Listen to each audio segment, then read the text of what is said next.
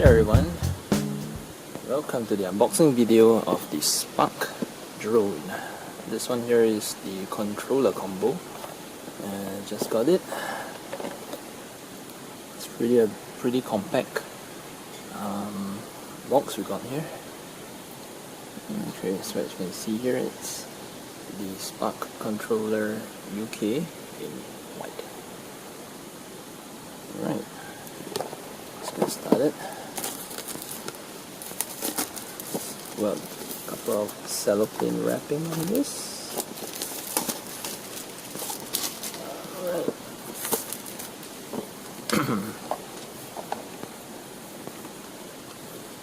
Let's open up in one area. And what do we have here? It looks like a case.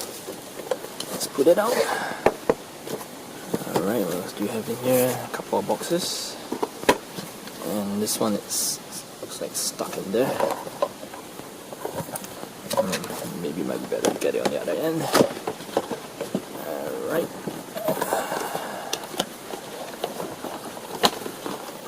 Yep. It's kind of stuck. Oh, there it is.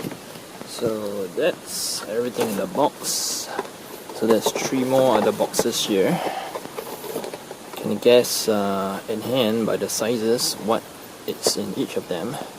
You'll see that this one is probably the drone itself. The soft case could be a charger or the battery, and this is the remote, which I think is the next best thing. Alright, so we have a cardboard box here, and there's a couple of cables in here. So what we have here is the adapter cables. So this one here is a micro USB to micro USB. Yep, looks like it. Even though this one seems to be more of a square shape than what you get on the beveled edges on the typical micro USB port. The other one here, oh wait a minute, this might even be, nah, it's not a lightning port. You don't see the ports there. This other one looks like a USB-C connector. So same port here, the square port, and a USB-C connector. I guess this probably comes, goes on to the bottom here. Yeah, that's right. See that square connector here? It goes on perfectly there. That's where you connect your phone through in between these clefts here to relay the feed direct to your phone without the need of using wireless. Right, that helps a lot, you know, in the lesser interference. You know, it gives you less interference. So we have 2 full thumbsticks, right? And in the box it's about 70% charged. Based on that, we have twin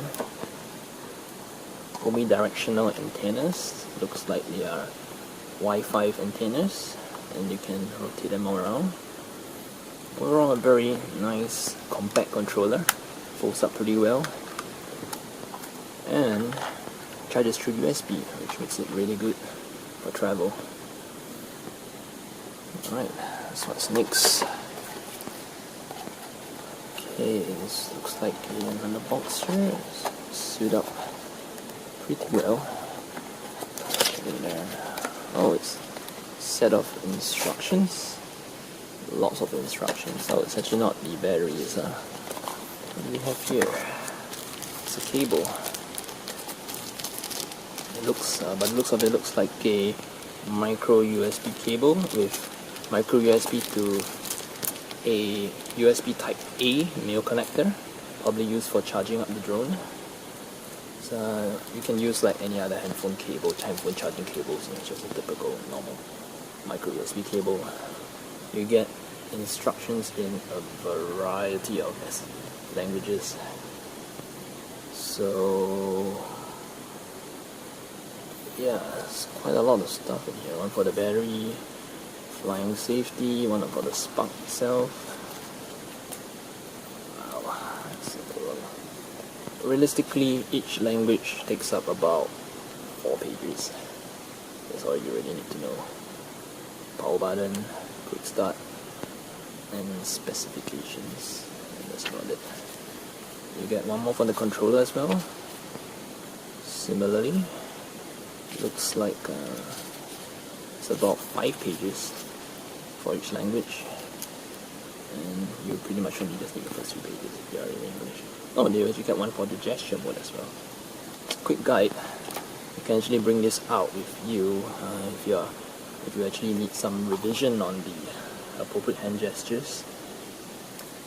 Yeah, this is something which I'll probably keep and bring along with me. All this, you won't really need any of this at all. What else do you have in here? DJI Care instructions, and seems to be something at the other end of this box. Oh, a USB charger, and that's pretty much everything in there. So what do we have here? We have a 5-volt charger. Oh, it's actually multi-sensing, so this charger does 5 volts at 3 amps, so that's fast charge area, and it negotiates up to 9 volts at 2 amps and up to 12 volts at 1.5 amps. So that gives you about probably 30 watt-ish or so. It's a really compact charger, and that's full size USB port. So I can guess that this USB cable which comes with it is a fast charge cable which is able to do up to 12 volts. Yep. So this can probably get your Spark, charged up to full in just probably an hour or so.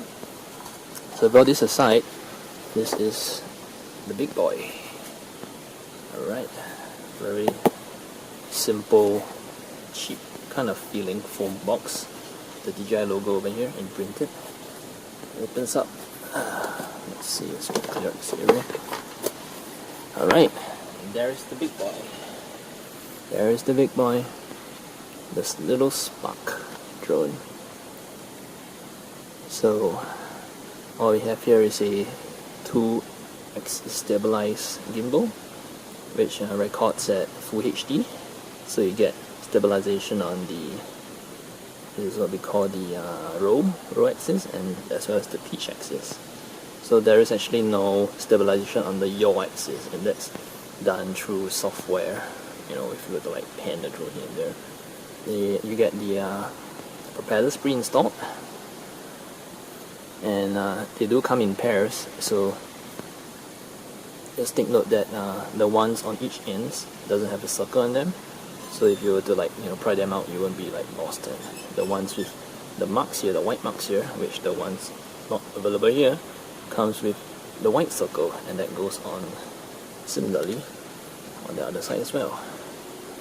So it's a really light drone, under 300 grams as on spec, and it really feels about that much. Pulling on this lever here releases the battery. So this is what DJI call the Smart Intelligent Battery. Right, it has a full, we're able to show you the full charge down here. So by the looks of it, it's not fully charged, or probably in hibernation. You might need to tell that they're gonna wake it up. Well, I guess it's probably a safety feature, DJI probably just put it in hibernation, and probably requires you to charge it fully before you can actually wake it up.